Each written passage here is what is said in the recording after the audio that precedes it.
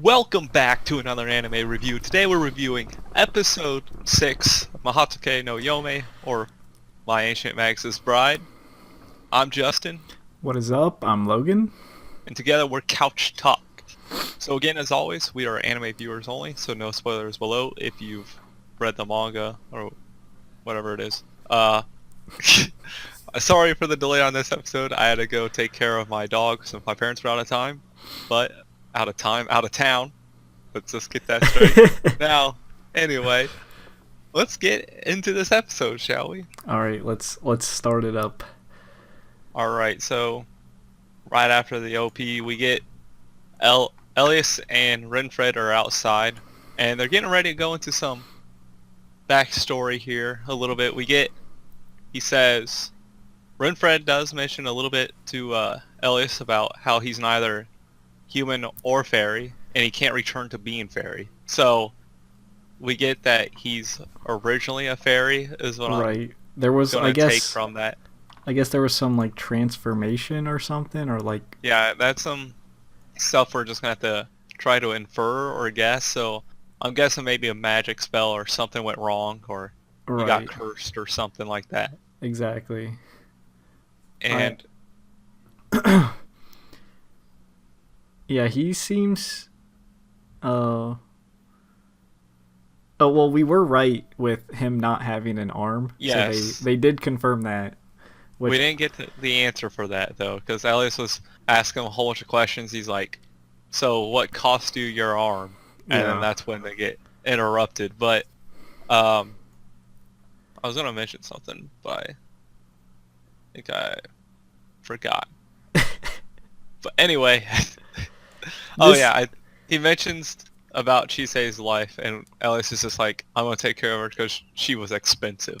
Right. So we get a little more into him. There how were he some. kind of thinks. I'm gonna admit there were some more things that made me very cautious of Elias. Elias, yes, I am There's more suspicious. Before it was like there, now it's completely there. Like I'm very after this. There was like 3 or 4 moments where I'm like, okay, that's a bit strange. Which I'll try and talk about them when they come up. yes, and we know Renfred is good at getting information, or he has an inside source somewhere because he knows about the auction, and Yes. he shouldn't. And I'm guessing sorcerers in general should not know about it. Right. They seem to have a past too, because Elias mentioned like he's always picking fights with me and stuff. So they're Yes. clearly like, I guess, rivals in a sense, or like just bad acquaintances that are never on good terms.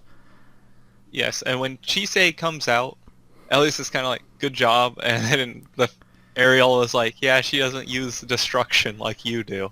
Right. Like, she just kind of does it, and we see Renfred, at least Chise says he looks relieved, and he did kind of look relieved, so I feel like Renfred's actually kind of like a good guy. It's just he's in this situation he doesn't quite want to be in. Right. He seemed to care about Chise an odd amount for not knowing her. He was like, take care of her, like, you should be careful because there's others that want her or know about her. Yeah. And before we move on to Elias and Chise, I do want to just mention that Renfred did meet up with the sorcerer. Yes, that the young sorcerer. basically caused all this. Yes. So I feel like the young sorcerer, well, he's probably not young, he just looks young. Obviously, he's been around for a while since he started the corruption. Right. But I feel like he's the one that took Renfred's arm. That's what I'm feeling. And that's kind of why, and Renfred's just forced to work for him at this point. Because the sorcerer, the young one, corrupt one, he doesn't seem like a good guy. He obviously not, considering what he did to Exactly. Mina and Matthew. But Renfred seems like a good guy. Like, he doesn't come off to me as like, evil or dark. He just seems more like a jerk or rude rather than like a sinister person. Yeah, it feels like he's just been shoved in the situation. Like, he doesn't have an arm. He's being bullied around by this sorcerer guy, presumably. That's what I'm guessing here. And so they meet up. But after that, we get to the whole Chise-Elias interaction which starts to make me a little more suspicious of him. Right, we get a lot of exposition that was kind of needed to like his reason why he wants to do this, because we always speculated like why would you purchase someone for so much money and supposedly claim to want to marry her, but we actually get more insight of what he really wants. Yes, especially when he says, I just wanted to tell you the things that I thought you would want to hear. So Right. So he tells her like well, she's like, is your experiment to like prevent me from dying? Dying, yes. And he's like, kinda, but I also want to see what it's like to have a like endless supply of magic around me. Yeah, well, he doesn't understand humans and their like emotions and interactions, which makes me realize. Well, it didn't make me realize. Like I already knew. Like he doesn't have like those feelings yet to like actually know what marriage is. Like you said, like on episode 2 or whatever, or review, or episode 1 it was, or 2, where you're like, Yeah. I don't think he quite understands what marriage is, and it definitely comes out here because he's like, I don't fully understand humans. I've been around with them for a long time, but I still don't get what's going through their heads. Right. He definitely. I feel like he wants to understand more, which I think is also part of his. Because I feel like there's some good intentions with this, what he's doing, but I also think there's possibly bad intentions, if that makes sense. Like, I think he really wants to understand how humans feel, but I think there may be more to it. Yes. So, as we know, he thinks he knows of a way to keep her from dying, which obviously is good. I do like the king's like, I think she meant it as in, you're pathetic and I refuse to leave you. It's like, so obviously Chise's not going to leave him because even though she knows he was just telling her what she wanted to know or hear, she doesn't have anyone else. Like, she was just glad to hear that anyway. Right, but I also, the reason I raise suspicions is because he chose not to tell her, which is like, first of all, well, yeah, he blames Renfred since I feel like he was waiting until he know for well, sure. he said I planned on telling you after you've become completely attached to me. Yes. Which something doesn't sit right with that. Like, first, hiding the fact from someone that they're gonna die is kind of just messed up. And then you're like, oh, I would have told you when you have to completely rely on me for anything. It's like, that's not... I don't know if that relates back to him not understanding completely human emotions, but it's not something I think is a good thing to say. Like, yes. I think it's the human emotions. Like, later, he feels something that's slightly human, and he doesn't know how to respond to it, but we'll get to that later when we get into the episode. So we find out, Chise falls asleep, and she's been asleep for 2 weeks, and he's just kind of watching over her. Simon shows up. We learn a little bit more here. Simon's been watching him for 10 years. Right, so we and knew he's been assigned to watch him. Yes, assigned to watch him. That's another small detail that raises suspicion. It's like, you're being assigned to look over someone. I feel like the church assigns people to each mage. That could be true too. Especially since there's not a lot of mages left. They're kind of dying off, so it's like, we gotta keep them under control, maybe protect them or whatever. Right. So Simon's still just a good guy, and we get, I think, one of like the most beautifully shot scenes I've seen in a while. Like, this really feels like a Studio Ghibli like quality kind of scene coming out here. It was, and that's definitely when Queen Titania arrives, and it's just she's got her little announcer guy with her. Just the scenery and animation and the music that all were like coexisting. It was just super perfect. And then it was kind of weird when they went in on her boobs and it's like Jello and they're doing the wave. Like, I was like, that is not natural at all. But that's what we get. We get some Jello boobs jiggling all over the place. Jello boobs. It was just they were doing the wave. Like it was an odd shot to zoom in on. But Yeah, we just learned she's queen of the fairies. Yes. Which obviously Titania is the queen of the fairies, so they did stick to normal legends and folklore there. Since I think Shakespeare was the one that started it with Midsummer's Night Dreams, I because think you had I King saw that. Oberon and Queen Titania. I think I saw that mentioned. Yeah. And I feel like she'll be so, a pretty important character maybe throughout yes. the rest of the show. Yeah, she's like the queen of all fairies, and at least in the area of Britain and everything. Yeah. I don't think they said like throughout the world. It was just she was using old names for the islands of Britain. And she came to check up on Elias and Chise, but I like how her interaction with Simon's like, you don't worship the correct god, and just sends him off. Yeah. She's like, let me get rid of this, and just like transports him wherever. Yeah, he's like, oh, he'll get out of the forest in a couple hours. So we know. I'm trying to look here and see. Well, the king, I guess, the king of the fairies, which his name is Oberon, like you said. He shows up, even though, like, 30 seconds ago they're like, oh, he's back home, but apparently he showed up. Well, I think she said she didn't quite know where he was, and then he just kind of pops up and he's like, ooh, a redhead. And this is where we get some more suspicion of Elias. This is more like there's. I'm like, almost to the point where I'm like, I can guarantee that Elias is not exactly who he seems to be. Like, I feel like there's something hidden, maybe something he's hiding from potentially either just Chise or maybe everyone. There's something there. I don't know if it's from everyone, just because everyone else he's with seems to know a lot about him and what he's doing and what his purpose is. Like, even Oberon is like, well, it seems like, you know, you're finally trying to leave your shadows and trying to end your wandering by having this person close to you. Then he says, how long are you going to keep up this fake kindness? Yeah, that's like a red flag immediately. Yes. So it's like, I think I feel like Elias is a kind person. It's just that he's just not. But that's not why he has Chise. He has a purpose for Chise that he's not showing. Right. The thing that made it so serious is when you look at Oberon's character, how he's all jokey, messing around. But when he said that line, he was like super. Well, it also gave it like him a serious face. And yeah, he was super serious around him. When I heard that, I was like, oh shit. I feel like we're gonna learn a dark secret here, like soon or so. Yes, and then.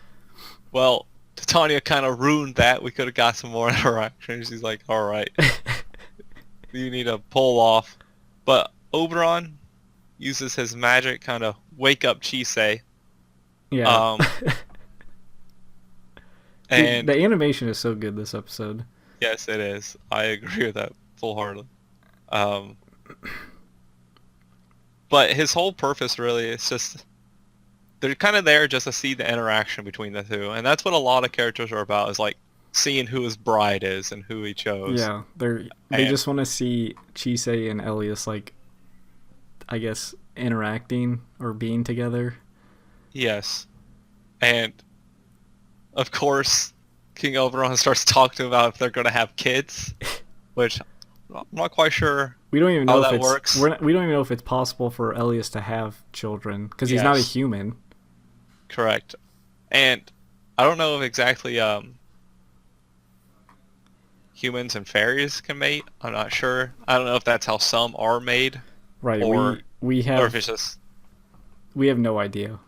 Yes. We don't even know if that's his intention either. Because has Elias ever mentioned children? I don't think he has. I don't think so, no. They haven't at all, and that's why they get this weird interaction between each other. And of course, Titania again is like, Jesus, Oberon sends her dogs on him, and they're like, stop. But because of what Oberon was saying, Chise and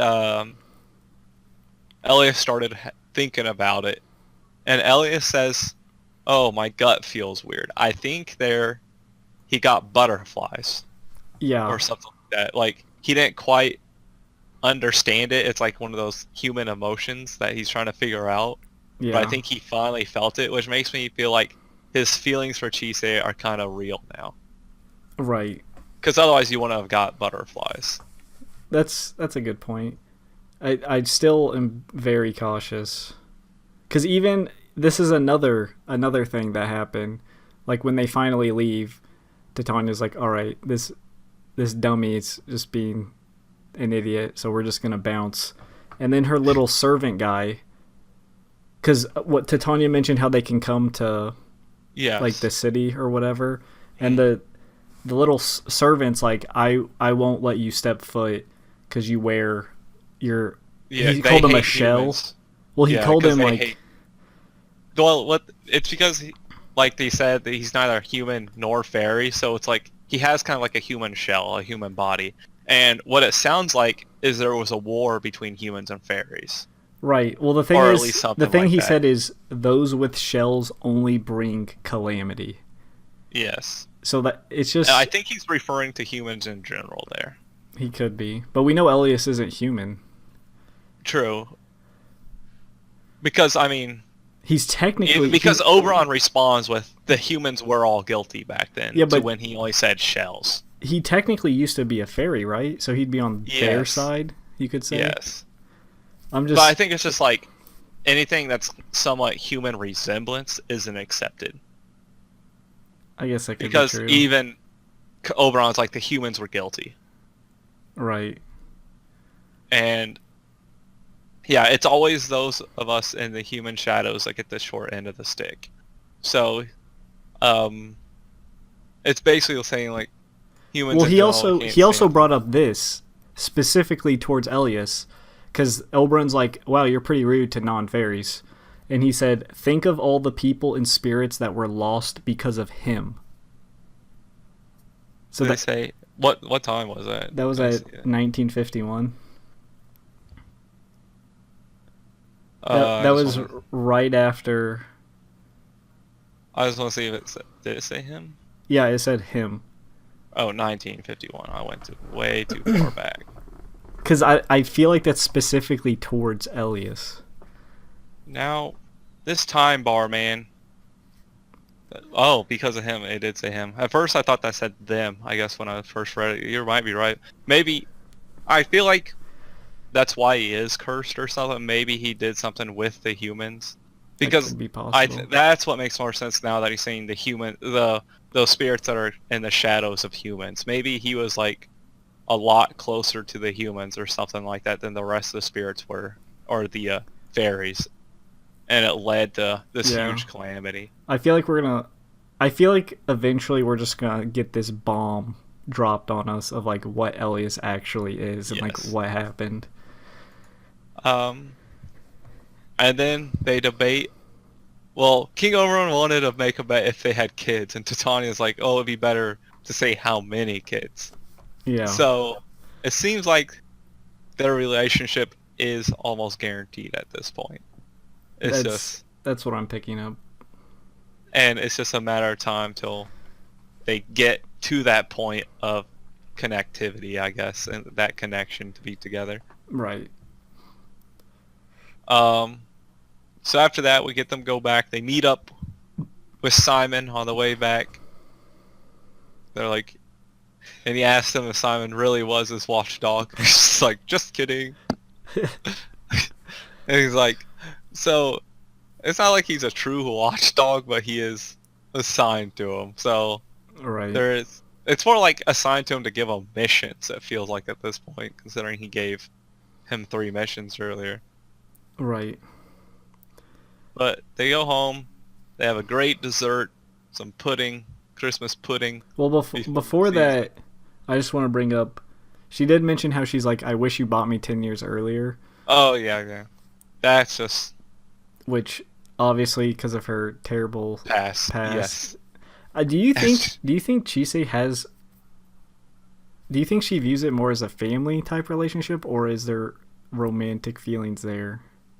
I feel like more of a romantic kind of feeling, because at least the way when she was thinking about kids, um, you wouldn't quite think that as a family. I think it's a mixture of both, because if they do get together, they would be a family, True. and it's romantic. So I think it's a bit of both, but I think it leans right now. It probably leans more towards the family side than the romantic That's side. what I'd say.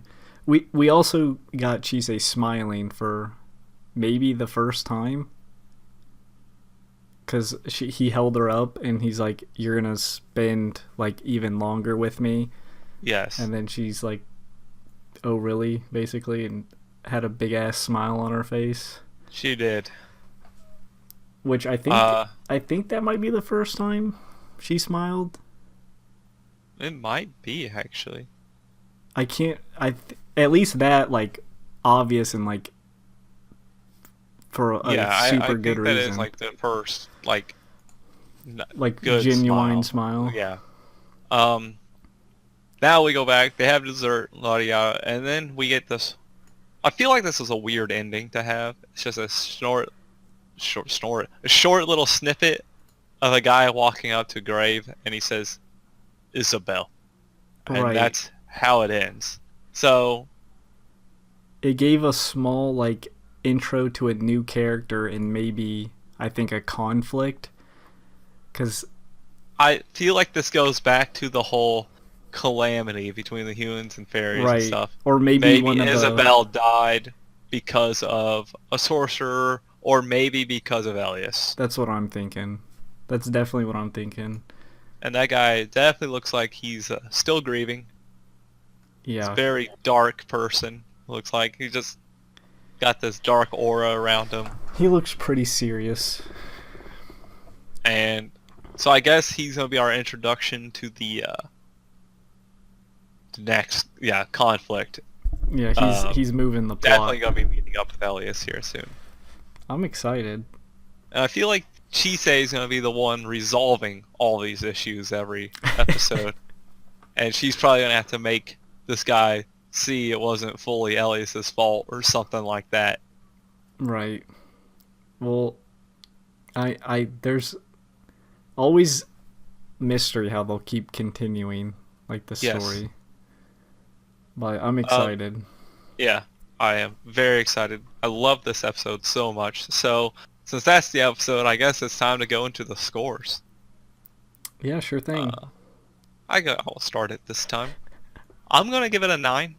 Uh, just thought, as we discussed, there was so much that we got for the characters to make you think about, oh, are they this way or this way? Like, you don't know exactly quite Elias is. You get more mystery and intrigue to make you want to keep watching to see more of the Renfred and the Alice and the corrupted sorcerer guy who's an asshole. Because Alice and Renfred seem like they could be good people, so I want to know a little bit more into their depth. But of course, the scene with Titania coming in is like one of the best shot scenes in a long time, and it's just the character interaction is just so damn good, and the character development. Chise's finally smiling. She's like, at one point she's like, when am I going to die? Like, she's actually starting to care more about her life. Like, she's excited he's working on a way to prevent her death. Right. And even that little snippet at the end he's just like a very curious looking character that makes me want to see more. Exactly. I think I'm gonna go 9 as well. It's just we had needed exposition. It was done well. The shots are always great. The animation's always great. It's just super. It's everything is very captivating. The characters, the scenery, the what's going on. It's just every episode feels needed. It's well paced. It's super good. Yes, the pacing is fantastic. It's just super good. They don't spend too much time on something that's unnecessary. It's just super good. All right, that explains 9 equals super good. Got it. So I guess that does it for our scores and review, and it's time Spiel time. Spiel. I'm sorry. All right, the spiel. All right, so thank you for watching again. As always, be sure to hit the thumbs up button and like. Subscribe for the next reviews if you want to keep watching, and I'm sure you do if you're this far in. Hit the notification button, the little bell, so you always know when we post, and share the video with anyone you think that would enjoy it. Everything helps. And again, when you comment, be sure there's no spoilers. Do not confirm or deny theories, but again, let us know what you thought about the episode, what you didn't like about the episode, what you liked, anything like that. If you agree with or disagree with any of our theories. And no spoilers, so until next time, peace out. See ya.